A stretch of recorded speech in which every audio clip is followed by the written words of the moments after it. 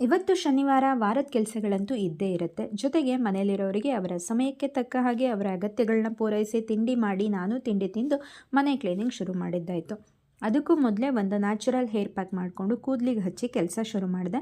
ಕೆಲಸ ಎಲ್ಲ ಮುಗಿಯೋಷ್ಟರಲ್ಲಿ ಹೆಚ್ಚು ಕಡಿಮೆ 1-1.5 ಗಂಟೆ ಆಗುತ್ತೆ. ಅಲ್ಲಿವರೆಗೂ ಹಿಡಿದಿರಲಿ ಅಂತ ಎಲ್ಲ ಕೆಲಸ ಮುಗಿಸಿ ಸ್ನಾನ ಮಾಡಿ ದೀಪ ಹಚ್ಚಿ ವಾರದ ಪೂಜೆನೂ ಮುಗಿಸಿದ್ದಾಯಿತು. ಅಲ್ಲಿಗೆ ಇವತ್ತಿನ ಮೇಜರ್ ಕೆಲಸ ಮುಗೀತು. ಆಮೇಲೆ ಮೊನ್ನೆ ತಂದಿದ್ನಲ್ಲ ಆ ಸಾರಿ ಕುಚ್ಚು ಹಾಕ್ತಿದ್ದೆ. ಇದೇ ಆ ಸಾರಿ ನಿಮಗೆ ಮೇ ಬಿ ಬ್ಲ್ಯಾಕ್ ಕಲರಲ್ಲಿ ಶೋ ಆಗ್ತಿರ್ಬೋದು, ಆದರೆ ಇದು ಸಿಮಿಲರ್ ಟು ವೈನ್ ಶೇಡಲ್ಲಿದೆ.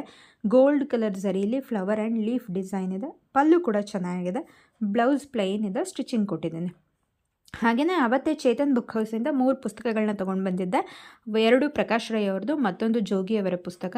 ಬೆಳಗ್ಗೆ ರಾಘವೇಂದ್ರ ಸ್ವಾಮಿ ದೇವಸ್ಥಾನದ ಹತ್ತಿರ ರಾಘವೇಂದ್ರ ಸ್ವಾಮಿ ದಿವ್ಯ ಚರಿತೆ ಅನ್ನೋ ಈ ಪುಸ್ತಕವನ್ನು ತೊಗೊಂಡಿದ್ದೆ.